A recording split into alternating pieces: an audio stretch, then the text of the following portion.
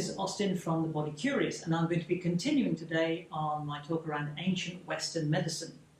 Now, what I would say to preface this is in all of my talks, I often use this model here, this tensegrity structure. Some of you have seen me talk when it comes to biochemistry and how the cell functions. Others of you have seen me when I talk about fascia and also how the structure of the body works. In this particular sense, it is all part of ancient Western medicine's idea. It's a three-dimensional model of how we are in this world. We are a perfect diamond if only we gave it the possibility to do so.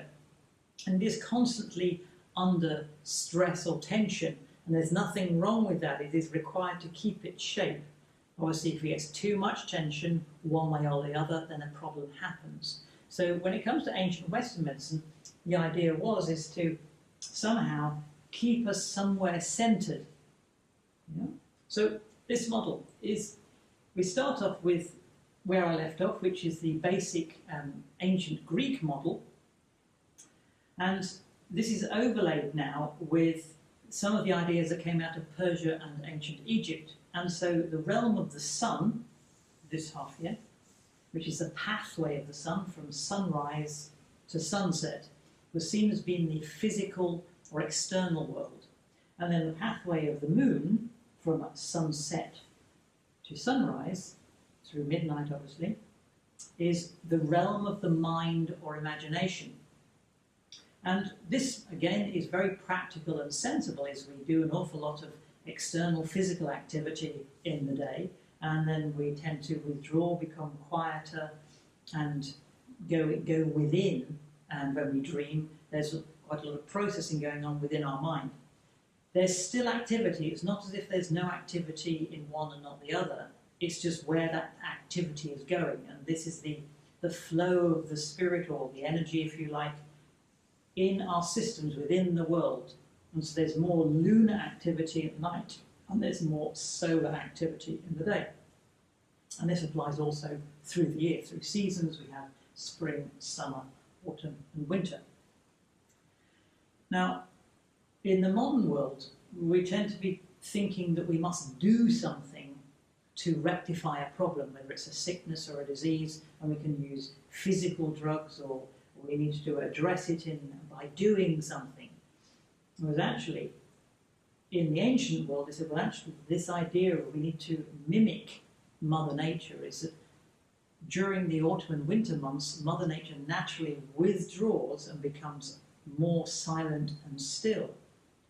What we see from the outer, those trees look barren and bare, and we think of them as dead. And so, well, on the one hand, they're seemingly dead from our own eyes, and yet there's an awful lot of activity going on within the trees and the plants and in the seeds. There's this concentration of energy within itself, and this is also the metaphor in terms of how we should also be functioning. Also, there is a time to be still, there is a time to withdraw within ourselves, and this is natural to us during the autumn and winter months. Unfortunately, the modern world translates this as being SAD, or oh, it must be because you're suffering from depression, or whatever list of ailments they'll give you in a particular time.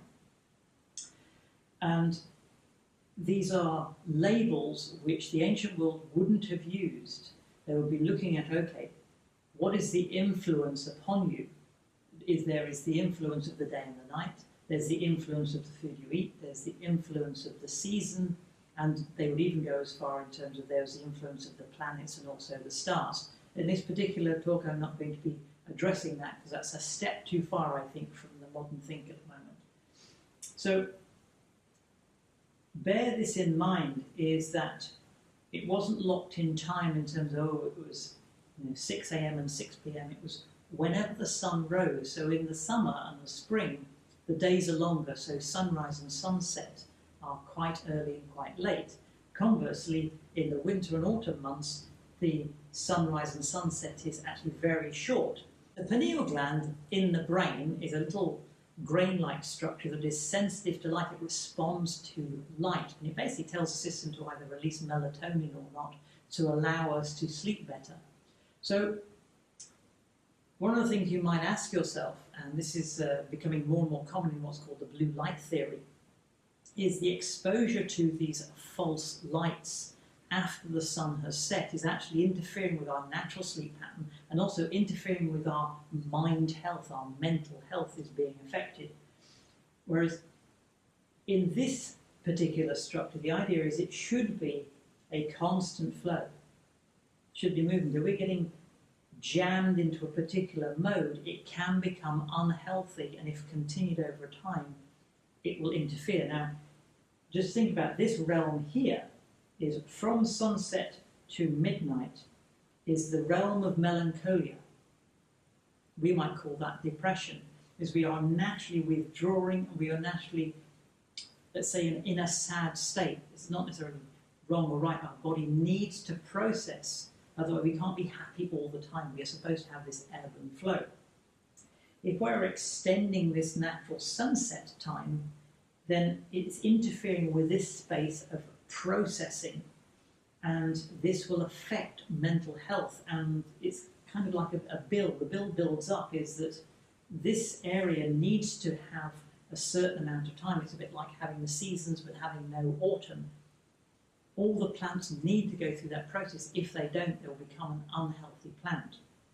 The same is true with ourselves, is that it is okay to be happy and sad. It is okay to be in a good mood one day and not necessarily in a great mood another day. It's okay to have different emotions. It's okay to be angry as long as it's expressed in a proper way. And this is where the modern world doesn't really allow for that. It wants us to be constantly somehow happy and jolly all the time, always sunshining. And this is not natural. Everything about ancient Western medicine is to observe what is going on in the natural world, and then that is a metaphor for the spiritual world, the spiritual realm within ourselves. And it was always about this continuous flow. This is not new when, for those people who have studied either Ayurvedic or Chinese medicine, they talk about the flow of Qi or the flow of Prakriti and Prana. These are very similar ideas. They're just viewed in a Western way of thinking, and they make complete sense to our Western thought, is because it's like, well, yeah, duh. So, I hope that's helpful. See you next time. Goodbye.